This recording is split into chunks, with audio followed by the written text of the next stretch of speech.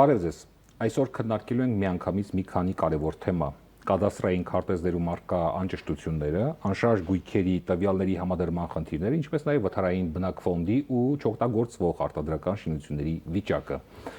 Զրուցելու ենք փորձագիտական կենտրոնի շինարարատեխնիկական եւ ճարտարագիտատեխնիկական փորձաքննությունների բաժնի ավագ փորձագետ Արայիկ Հակոբյանի հետ։ Շնորհակալություն հրավերը ընդունելու համար։ Բարև ձեզ, շնորհակալ եմ հրավերի համար։ Եվ այսպես, ինչ անճշտություններ կան հիմնականում կադաստրային քարտեզներում, որոնք հաճախ են հանդիպում եւ ինչպիսի խնդիրներ են դրանք առաջացնում անշարժ գույքի կառավարման եւ գրանցման հարցերում։ Որպեսզի այդ անճշտություններին անդրադառնալը, նախ փորձենք հասկանալ, թե ինչ է կադաստրային քարտեզը։ Կադաստրային քարտեզը հանդիսանալով տեղանքի ընդհանրացված պատկերը թղթի վրա, որոշակի մասշտաբով եւ պայմանական նշաններով հանդիսանում է այն փաստաթուղթը, որով որ հաստատվում է, թե տվյալ սեփականատերը, սուբյեկտը իր գույքը որտեղ է սկսվում եւ որտեղ է ավարտվում, այսինքն այն սահմանը, որտեղ սկսվում է եւ որտեղ ավարտվում է, այս սահմանը արտացոլված է կադաստրային քարտեզում։ Դա գծագիր է, էլեկտրոնային գծագիր է, որտեղ արտացոլված է գույքերի տեղադիրքերը եւ սահմանները, այսինքն որտեղ է գույքը սկսվում, որտեղ է վերջանում։ Շատ դեպքերում այս սահմանները չեն համապատասխանում օբյեկտիվ իրականության հետ։ Այսինքն մի դեպքում գույքը գտնվում է, քաղաքացիները ունենում են իրար հետ մեկ ընդհանուր սահման, բայց քարտեզի վրա արտացոլված է մեկ այլ տեղ։ Այդ շեղումները պայմանավորված է նախկին քարտեզագրման սխալներով, այսինքն 2000-ական թվականներին, երբ որ ամբողջ հանրապետությունը քարտեզագրվեց, կատարվեց առաջին քարտեզագրական աշխատանքները եւ դրա արդյունքում կատարվեց առաջին իրավունքի պետական գրանցման աշխատանքները, իրականացվեցին այդ աշխատանքները։ Այս շրջանակում այս անճշտությունները, մեկը գործիքների ոչ ճշգրիտ գործիքների կիրառման արդյունքում կարող է լինել, մյուսը կարող է լինել ոչ կոմպետենտ մասնագետների աշխատանքի արդյունքում, բացթողումների արդյունքում, այսինքն ինչու՞ չէ խնդիրներ կան նաև թվայնացման արդյունքում, այսինքն երբ որ տեխնոլոգիան զարգացավ հետագայում եւ թվայնացվեց այս տեղեկատվությունը, խնդիրները առաջացան այս արդյունքում։ Հիմա սա որքանով է խանգարում քաղաքացուն, այսինքն լավ, ենթադրենք արտացոլված է այսպես կամ այնպես, ինչով է խանգարում սա քաղաքացուն։ Քաղաքացին իր սեփականության իրավունքի իրացման գործընթացում խնդիր է ունենում գույքը տեղադրված չլինելու հանգամանքով պայմանավորված, գույքը սխալ նպատակային նշանակությամբ տեղադրված լինելու հանգամանքով պայմանավորված, այսինքն սխալ արտացոլված նպատակային նշանակությունը կամ գույքի չափերը, մակերեսը չի համապատասխանում։ Եվ այստեղ առաջանում է խնդիր։ Ասել, որ ընթացակարգեր որպես այդպիսին չկան, կան բնականաբար։ Կա կառավարության 698 որոշում քարտեզի ուղղման համար ընթացակարգեր։ Նոր տեխնոլոգիաները օգնում են այդ քարտեզի անճշտությունները վերացնելու։ Այո, նոր տեխնոլոգիան հրթիռային լուսանկարները եւ այլն։ Լուսանկարումը, GPS սարքավորումների միջոցով կատարվող չափումները, տախոմետրերի կիրառմամբ կատարվող չափումները օգնում են այս գործընթացի ճշգրիտ կատարման համար։ Սակայն այս ընթացակարգը, որով որ տարվում է, այսինքն կառավարության կա որոշում 698, ինչպես նշեցի 2021 թվականին, որի պարագայում եթե այդ համադրումը առաջանում է, այսինքն երբ որ մենք գիծը ուզում ենք տեղաշարժենք աճ, ենթադրենք մի մետր ուզում ենք տեղաշարժենք աճ, մի մետր են կողմ քարտեզի վրա երևում է արդեն այլ անձի սեփականություն։ Երբ որ մենք տվյալ պարագայում այդ անձին ասում են, գիտեք ինչ կա, անհրաժեշտ է ձեր համաձայնությունը, որպեսզի այս սահմանը ուղղվի, այս պարագայում այդ անձը մի դեպքում չի հասկանում, մի դեպքում վախենում է, մյուս դեպքում մտածում է իրեն խաբում են, մյուս դեպքում ուղղակի ցանկության պարագայում չի կարողանում, որովհետև այդ գույքի սեփականատերը հանրապետությունում չի դրսում կամ պապիկի անունով ա եղել ժառանգություն չի ընդունել, այսինքն առաջանում է խնդիր եւ քաղաքացին ստիպված արդեն մտնում է դատարան։ Երբ որ սա մտնում է դատարան, արդեն դիմում է դատարան պարտավորեցնելու պահանջով եւ այս շրջանակում դատարանը արդեն նշանակում է փորձաքննություն, որովհետեւ տվյալ պարագայում դատավորը կանգնում է մասնագիտական գիտելիքների իմացության եւ չիմացության սահմանագծին։ Հետևաբար փորձագետը այն անձն է, որ այս իմացության եւ չիմացության սահմանագիծը տարանջատում է կեղծիքի եւ ճշմարտության, այսինքն իրականում որտեղ է անցնում եւ ճիշտ ասա թե չէ, այսինքն սրանով է պայմանավորված բնականաբար եթե քաղաքացին տարիներ շարունակ վճարել է այդ հողամասի կամ այդ գույքի համար գույքահարկ եւ այլն, հետո մի գեղեցիկ օր մասնագետը գալիս եւ ասում է, որ քո հողամասը կամ սահմանը պետք է լինի ավելի քիչ, պետք է ձախ կամ աջ գնա սահմանը։ Արդյոք իրավացի չէ, որ քաղաքացին պայքարում է իր իրավունքի համար, որովհետեւ ինքը տարիներ շարունակ վճարել է եւ դրա համար իրեն ոչ ոք չի զգուշացրել։ Տվյալ քաղաքացին իրավացի է եւ քաղաքացու պահանջը եւս նույնպես իրավացի է, որովհետև ինքը վճարել է հարկ ու տուրք, ինչպես նշեցիք, եւ տվյալ պարագայում մարդը պայքարում է, որպեսզի իր իրավունքը կարողանա իրացնել, այսինքն բերել այնտեղ սահմանագիծը, որտեղով որ անցնում է, բայց տվյալ վերջին շրջանում նաեւ շրջանառության մեջ դրվեց իդրաֆտում քարտեզի սխալների ուղղման հետ կապված գույքի նկատմամբ իրավունքների պետական գրանցման մասին օրենքում փոփոխություններ եւ լրացումներ կատարելու մասին օրենքի նախագիծ, որով եւ պայմանավորված նաեւ քննարկում տեղի ունեցավ կադաստրի կոմիտեում եւ սրա շրջանակում տեսեք, խնդիրը որոշակիորեն փորձում են կարգավորել, բայց սրա ամբողջական կարգավորում է պահանջում, խնդիրը ունի ամբողջական կարգավորման անհրաժեշտություն, որպեսզի քաղաքացին լիարժեքորեն կարողանա իր իրավունքը իրացնել։ Որքանով քաղաքացին վստահ լինի, որ իրեն չեն խաբում։ Սահման այդ վստահության սահմանը որտեղ հեշտ է աշխատել։ Վստահությունը եւ ճշտությունը դա գեոդեզիստի խնդիրն է։ Դա գեոդեզիստը երբ որ տալիս է, նա իր տվածի համար պատասխանատվություն է կրում օրենքով։ Այսինքն երբ որ ինքը տալիս է, որ սահմանը անցնում է այս հատվածով, ճիշտ այս հատվածն է,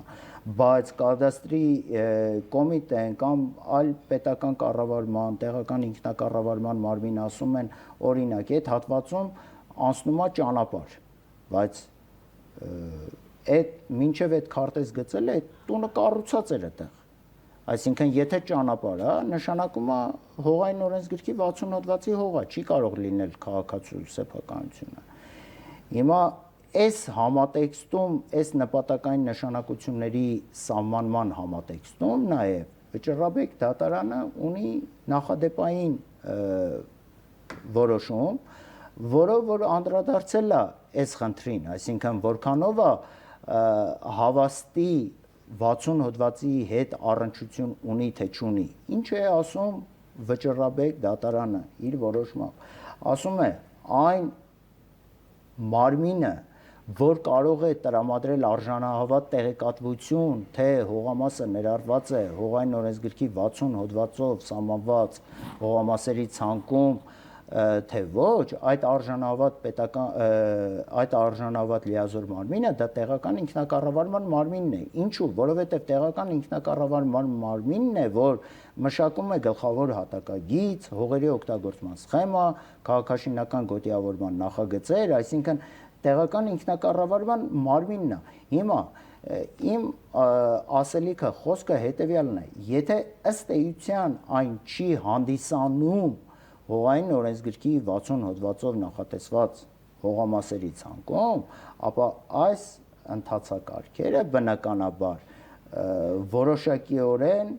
անհրաժեշտություն ունեն պարզեցնելու, հստակեցնելու քաղաքացու կյանքը իշա Հայաստանի Հանրապետության քաղաքացու կյանքը լավարկելու նպատակով, այսինքն սա է խնդիրը։ Եվ այս համադրումները, օրինակ, երբ որ դուք նշեցիք համադրումների մասով, Քիչ չի դեպքերը, երբ որ նույն հողամասը տրամադրված է մեկից ավելի անձանց, այսինքն կա փաստաթուղթ, իրավահաստատող արկա է իրավահաստատող փաստաթուղթ, որ նույն հողամասը, նույն ձեր տաղավարը տրամադրվի մեկից ավելի անձանց, այսինքն տվյալ պարագայում առաջանում է վեճ արդեն, մարդը ունի վկայական, որը որ տարիներ շարունակ հարկ ու տուրք է վճարել, այդտեղ ապրել է, գազ, լույս, ջուր եւ այլն իր կոմունալ։ Ինչ հիմքով է վճարել, խնդիրը դա է, այսինքն փաստաթուղթ չկա, որը հիմք է ծառայել, որ վճարումներ կատարի եւ ապրի այդ տարածքում։ Կատարելու համար ոչ միայն սեփականության իրավունքի վկայականն է հիմքը, այլ նաեւ գույքագրման փաստաթղթերն են, այսինքն այդ ամբողջ արխիվը, այդ ամբողջ տեղեկատվությունը պետությունը տիրապետում է, կա, որ գույքը ում է պատկանում, այսինքն սրա հիման վրա, բայց երբ որ քաղաքացին գնում է օրինակի համար գույքը բաժանելու, իր գույքը, չգիտեմ, հողամասը առանձնացնելու, կամ ուզում է ընդունել ժառանգություն, որը որ չափագրված չի, վկայական չի հանե, ծնողների կամ պապիկի մահից հետո չգիտեմ ժառանգություն է մնացել է ուզում է ընդունել ժառանգություն երբ որ գալիս է որպեսի իր իրավունքը իրացնի բախվում է այս խնդրի հետ ասում են գիտեք ինչ կա քարտեզում սխալ կա ձեր տան վրայով անցնում է ճանապարհ ձեր հողամասի միջով ձեր հողամասը նստած է ոչ թե չգիտեմ բնակելի կառուցապատման հողամաս, այլ ձեր հողամասը նստած է որպես ընդերկօգտագործման հողամաս կամ արտադրական նշանակության հողամաս։ Իսկ եթե խոսենք արտադրական շինությունների մասին, այդ մասով նման շեղումներ եւս կան, թե եւս կան, բազմաթիվ են։ Նույն ընդերկօգտագործումների մասով, օրինակ հանքարդյունաբերական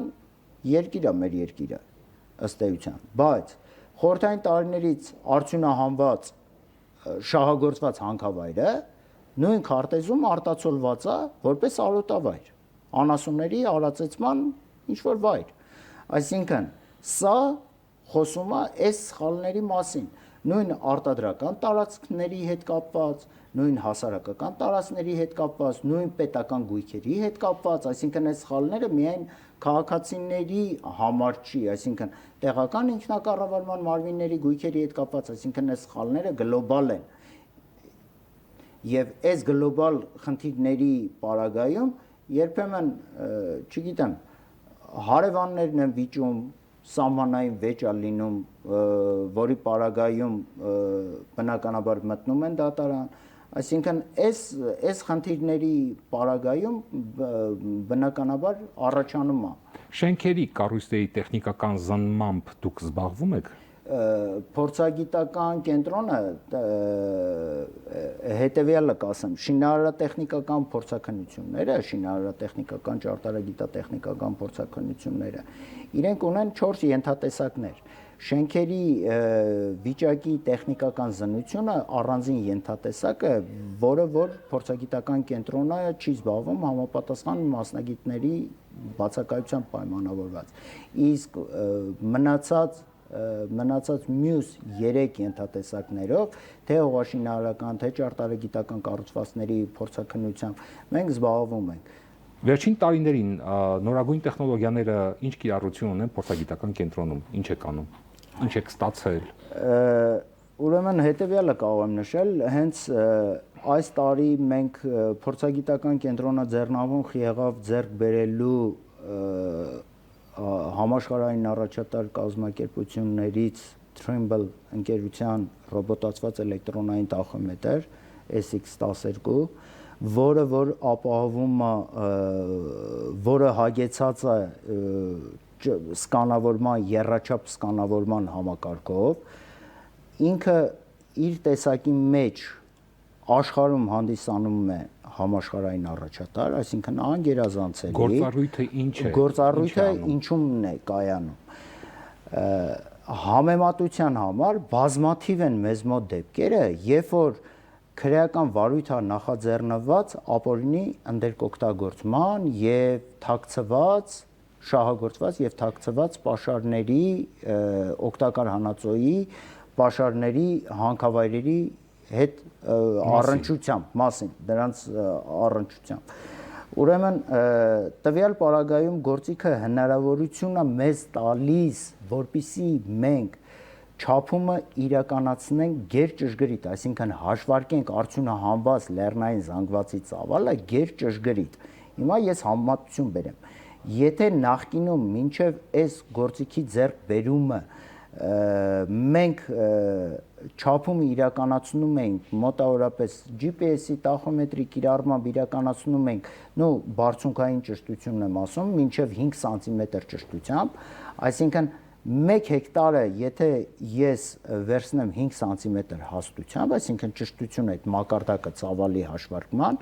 կանի 500 խորանարդ մետր, այսինքն 500 խորանարդ մետր պլյուս մինուս ես կարող եմ սխալվել։ Մեքենան, որ ընթանում է, պետավտոտեսուչը, որ կանգնեցնում է, բարեկային ծառայությունը, այսինքն այդ չափից սարքի ճշտությունը հանվում է, չէ, այսինքն 74 կմ/ժ արագությամբ գնալու դեպքում 10 կմ/ժ հանվում է։ Նույն ձևով է մեր գործիքի պարագայում։ Հիմա այս գործիքը կիլոմետրի վրա իր սխալանքը կազմում է 1 մմ, այսինքն եթե ես դա 1 հեկտարի վրա եւս էլի հաշվարկելու լինեմ, 500 խորանարդ մետր ճշտությունը նվազեցվում է 10 խորանարդ մետրի, այսինքն սա արդեն դրամական արտահայտությամբ եթե մենք վերածենք, կտեսնենք, որ գերճշգրիտ վիճակով մենք կարողանում ենք փորձաքննություն իրականացնել եւ հաշվարկել արդյունահանված ծավալը։ Սակայն այստեղ եւս ունենք որոշակի օրենսդրական խնդիրներ, այսպես ասեմ։ Ինչու՞մն է կայանում խնդիրը։ Օրինակ, ընդերքի մասին օրենսգիրքը սահմանում է, որ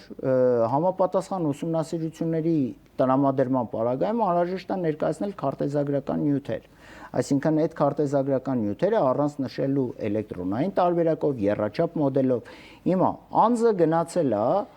ապօրինի ընդերք օգտագործում է իրականացրել եւ գնացել է օգտակար հանածո է արդյունահանել, բայց այդտեղ ինքը, այսպես ասած, բլուր է քանդել, թե ձորակ է եղել, ձորակն է ավելի խորացրել, սա անհրաժեշտ է քարտեզագրական ճշգրիտ նյութեր էլեկտրոնային տարբերակով։ Շնորհակալություն մեր հարցերին պատասխանելու համար։ Մենք զրուցում ենք փորձագիտական կենտրոնի շինարարատեխնիկական եւ ճարտարագիտատեխնիկական փորձաքննությունների բաժնի ավագ փորձագետ Արայիկ Հակոբյանի հետ։ Տեսություն։